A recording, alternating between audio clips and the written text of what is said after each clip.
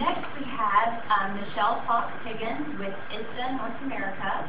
Michelle is originally from LA and Scottsdale. She holds a degree in International Communication from Arizona State University. She worked at Intel for 9 years and has worked at ISTA since 2009, where she is a project manager and the sustainability delegate for North America. And she received her certificate in sustainability from Georgia Southern University in March of this year. And Michelle?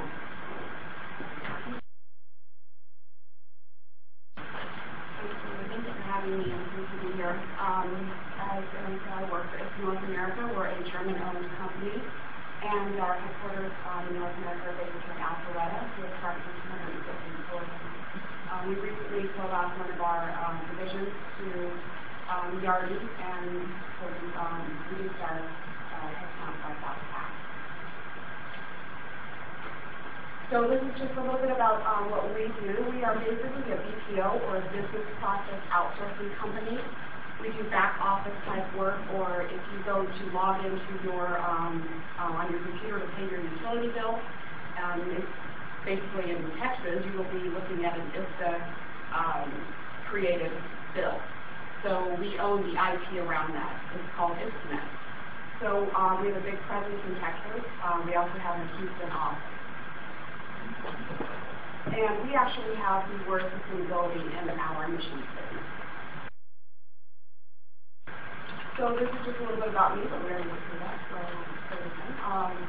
I do live up in Alpharetta, so I only commute 6 minutes, or 6 miles, excuse me, so it's not so bad. But I do enjoy my 1 day a week teleworking because get a lot done, work-life balance, and I have 3 children to go home.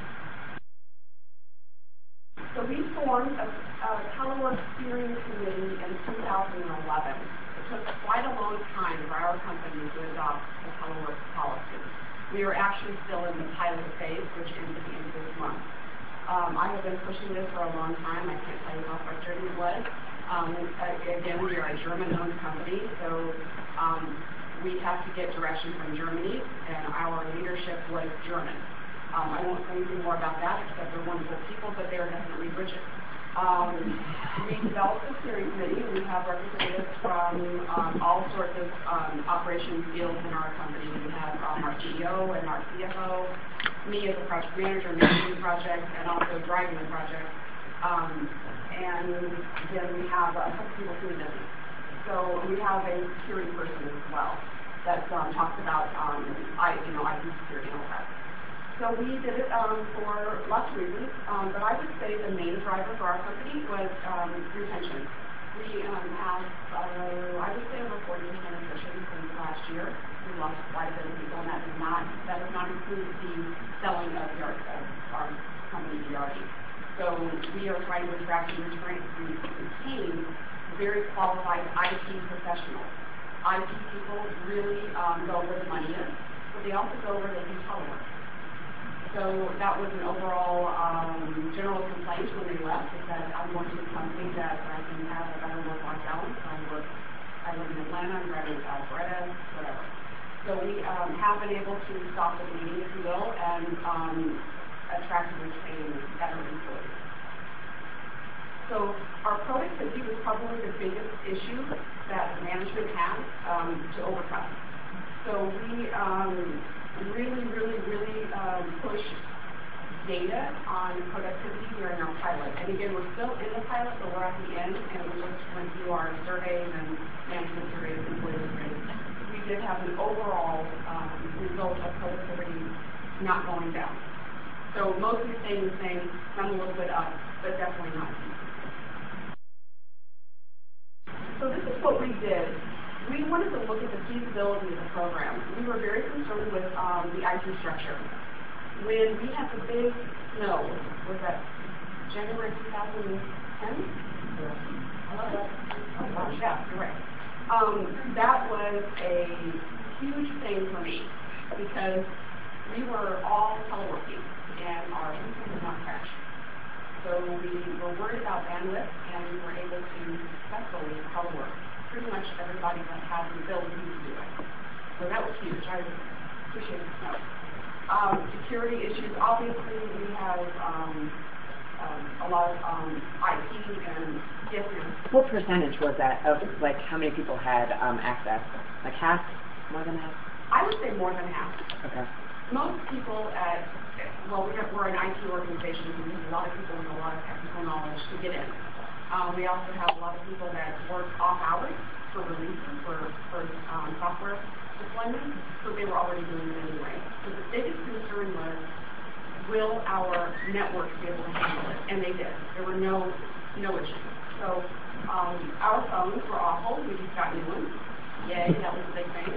And our culture, German culture, and also a lot of, I would say, kind of old-fashioned culture of you can't see somebody, they're not working. So we had to overcome that. And management buy-in support, that was a big thing.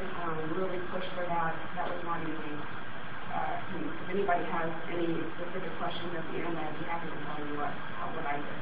And trust, communication, productivity again, and communication.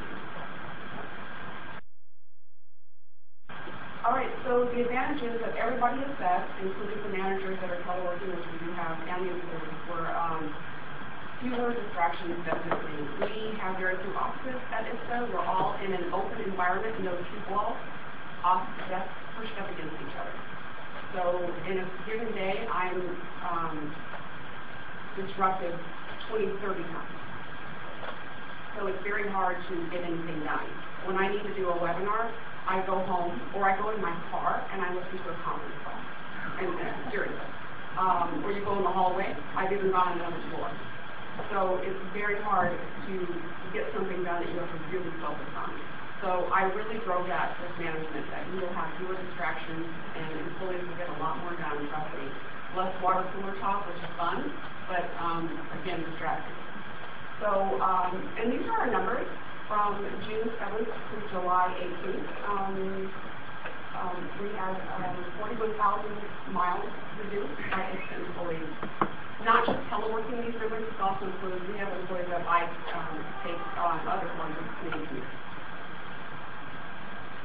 And I've had lots of employees come up to me and tell me how much they're saving. One lady told me yesterday it's $200 a month, 1 day a week in gas. Okay, so our details of the program.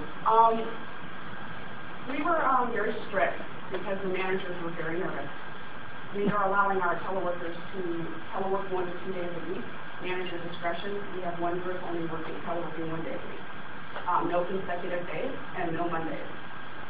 We wanted our manager, our CEO actually would do no Fridays as well, but and then we have no consecutive days. That works. So we were able to convince it otherwise. Obviously, you get manager approval. You have to log your commute. You have to attend mandatory training. Both managers and the employees have to do that. And we had roundtable discussions and surveys as well throughout the pilot that they were supposed to complete and they did. And we had, we also provide pens, which is, a piece of paper, cardstock that we fold and put on the desk, and it has your contact number on it. And employees have to give a contact number. That was a little bit of an issue with ISTA because not all employees have company-issued phones. But we said, if you're going to telework, we need to get in touch with you. So we did that, and then they completed the survey process. And that's it.